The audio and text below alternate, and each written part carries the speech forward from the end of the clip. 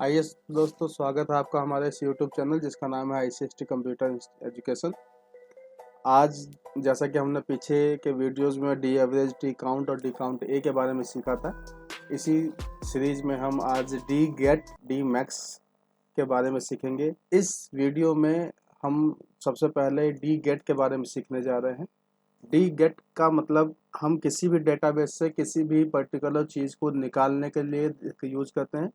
जैसे कि आप देख पा रहे होंगे कि हमने एक टेबल बना रखा है इसके लिए। ये हमारे पास इसका डेटाबेस है और सबसे पहले डी गेट के लिए हमारे पास एक क्वेश्चन दिया हुआ है, लिखा हुआ है हमारे पास, how many boxes of a particular item do we have in stock. किसी एक पर्टिकुलर आइटम का हमारे पास कितने स्टॉक बचे हुए हैं हमें ये बताना है।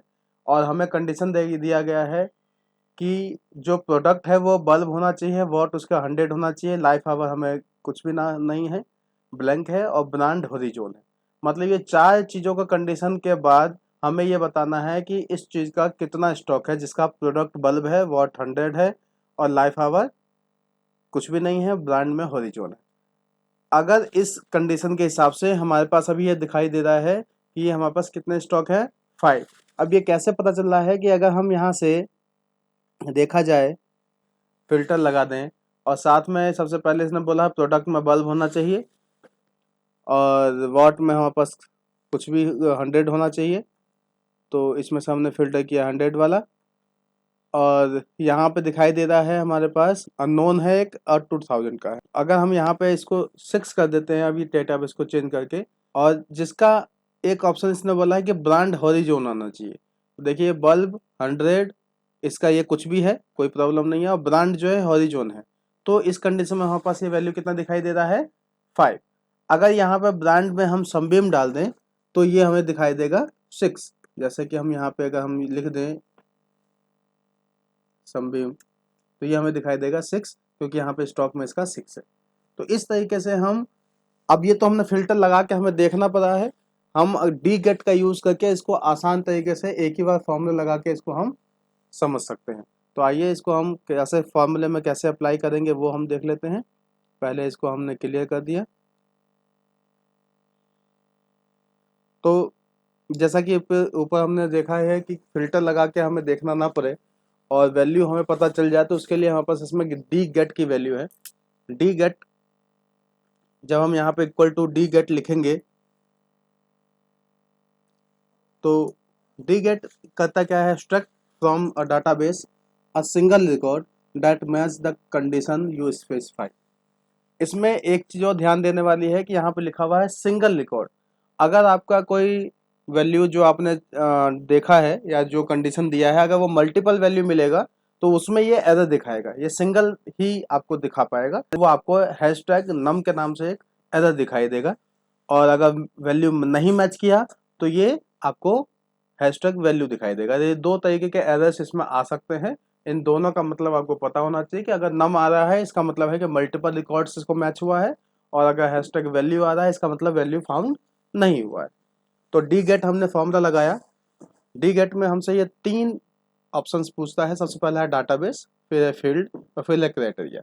इस तीनों के बारे में हमने पीछे के वीडियोस में बहुत सारे बात समझा है। वैसे एक बात हम और आपको समझा देते कि डाटाबेस हमारे पास ये लिस्ट है, जिस लिस्ट ये हमने जो जिस लिस्ट में से हमें एक्सट्रैक्ट करना है डाटा को, वैल्यू को। उसके बाद फील्ड है, जैसे कि इस क्वेश्चन में बोला गया how many boxes in stock, तो इसका मतलब ये वाला बॉक्सेस इन स्टॉक होगा। अगर कोई क्वांटिटी पूछता है, यूनिट पूछता है, तो जिस फील्ड का हमें डाटा चाहिए उसको हमें बताता है यूनिट। और क्राइटेरिया जो हमारी ये कंडीशन है। तो सबसे पहले हम इसमें डाटाबेस को सिलेक्शन करेंगे। तो हमारा डाटाबेस यहाँ से लेकर यहाँ तक ये कंप्लीट डाटा है। ये इस पूरे डेटा को डाटाबेस कहते हैं। कॉमा फील्ड हमें चाहिए boxes in stock, comma criteria. Criteria क्या है हमारे पास, क्राइटेरिया है ये वाला। इन सबको हमने ब्रैकेट क्लोज किया और एंटर किया, तो ये हमें बता रहा है कि यहाँ पे 5 आएगा। इसी तरीके से अगर इस वैल्यू में अगर आपको दिखाया जाए कि मैंने अभी फिर से फिल्टर किया और इसको हमने कर दिया, सिर्फ बल्ब को हम देख लेते हैं, और बल्ब में हम सिर्फ उसी को देखते हैं जिसका 100 वॉट का ऑप्शन दिखाई दे रहा है। अब देखिए यहाँ पे एक का तो ब्रांड है सनबीम और एक है हॉरिजॉन। तो अगर मैं यहाँ पे इसको हॉरिजॉन ही कर दूँ, जैसे ही मैं हॉरिजॉन करूँगा तो यहाँ पे क्या हो गया, वैल्यू आपको दिखाई दे रहा होगा कि ये नम आ गया। नम क्यों आया है? क्योंकि सेम कंडीशन का हमारे पास ये दो अलग अलग रिकॉर्ड्स फाउंड हुए हैं, तो ये दोनों रिकॉर्ड की वैल्यू को ऐड करके नहीं दिखा सकता, इसलिए इसने नम दिखा दिया कि मतलब कि ये आपका रिकॉर्ड जो है मिसमैच हो रहा है। जैसे ही ये सिंगल होगा ऑटोमेटिक इसका वैल्यू जो है आपको शो करेगा। तो आपको ये बस ध्यान रखना है कि इसमें आपको सिंगल रिकॉर्ड को ही फाइंड करना होता है कि कंडीशन ऐसा लगाएं जो सिंगल रिकॉर्ड आपको मिल जाए।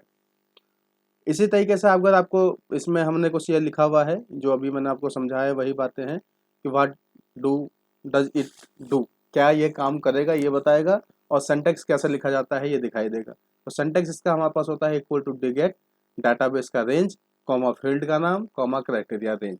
क्राइटेरिया रेंज इसलिए है क्योंकि मल्टीपल कंडीशन इसमें हम दे सकते हैं। तो इस तरीके से आप डिगेट का यूज़ करके आसानी से किसी भी वैल्यू को आप फाइंड आउट कर सकते हैं। इसमें हमारे पास ये 3-4 एग्जांपल्स दिए हुए हैं, जैसे कि यहाँ पे दिखा रहा है कि 9999 वाट का चाहिए, जो कि हमारे स्टॉक में नहीं है। इसके लिए इसने क्या दिया है, ये एरर दिया है। फॉर्मूला लगाने का तरीका सेम है, सबसे पहले हमने डाटाबेस लिया है, फिर फील्ड लिया है और फिर रेंज लिया है। बाकी इसमें और कोई ऐसी, इस तरीके से हम इसमें अलग अलग फॉर्मूले का यूज़ करके इसमें आसानी से यूज़ कर सकते हैं। तो उम्मीद है आपको ये समझ में आया होगा। अगले वीडियो में हम इसमें डी मैक्स, डी मीन और डी सम के बारे में समझेंगे। तो अगर इस वीडियो को देख के कुछ समझ में अब अच्छा लगा है या कुछ प्रॉब्लम हुई है तो आप हमें कमेंट बॉक्स में बता सकते हैं। थैंक यू, धन्यवाद।